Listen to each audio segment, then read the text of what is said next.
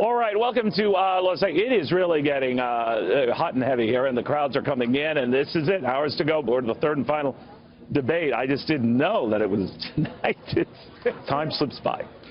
Anyway, one of the things you always hear for the Trump, this is it. This is where they've got to make their case because they're in a world of polling hurt.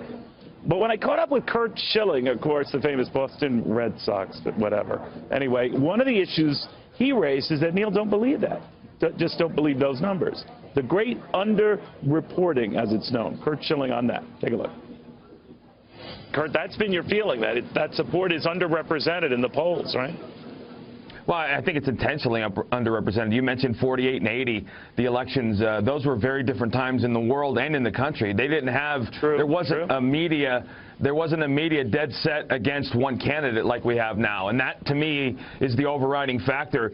Because as the world that I'm out in is not reflective of what the polls are saying. And that, to me, is probably as important as anything. I don't think lightning has to strike in a bottle. I think you're going to see what amounts to political revolution on the 8th. I think that there's an enormous amount of Trump supporters that are either not being polled or not coming out as Trump supporters during the surveys. And James Carville said, I think about a month and a half ago, that Democrats were being oversampled like 15 to 25%. I see no reason why the media would change that narrative because, for all intents and purposes, I think the American people believe the media wants to get Hillary Clinton elected no matter what.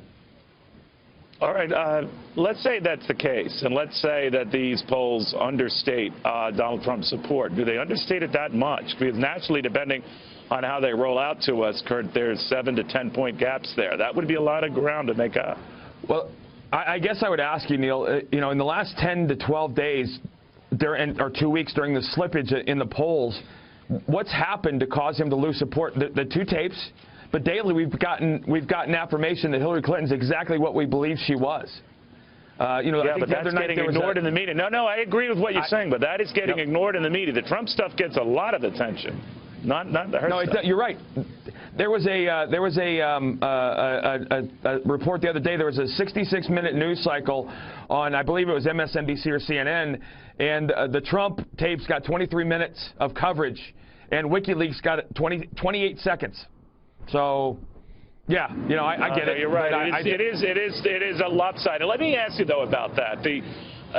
We're seeing that the media has been collectively guilted in, maybe because we've been pounding this in balance with every other story, to at least report more of this. And it will likely come up in the debate. So if you're Donald Trump and you want to look at this two different Hillarys, evidence these WikiLeaks, how would you do it? Well, I think that tonight the mandate's very clear. If you're not talking about the horror that she's inflicted in 26 years, or specifically what you're going to do to fix it, don't talk. Don't talk. I think that he should open up tonight by saying, listen, I'm gonna start off tonight's debate before I answer the first question by saying, you know what, I'm sorry. I'm a grown man. Stuff has come to light. I've clearly said things that I shouldn't have said, inappropriate, disrespectful. There was no place where they were appropriate. I apologize.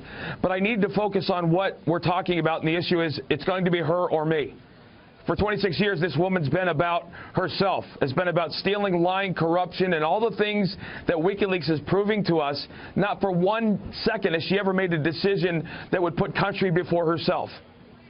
And I think people need to understand that that's what we're talking about.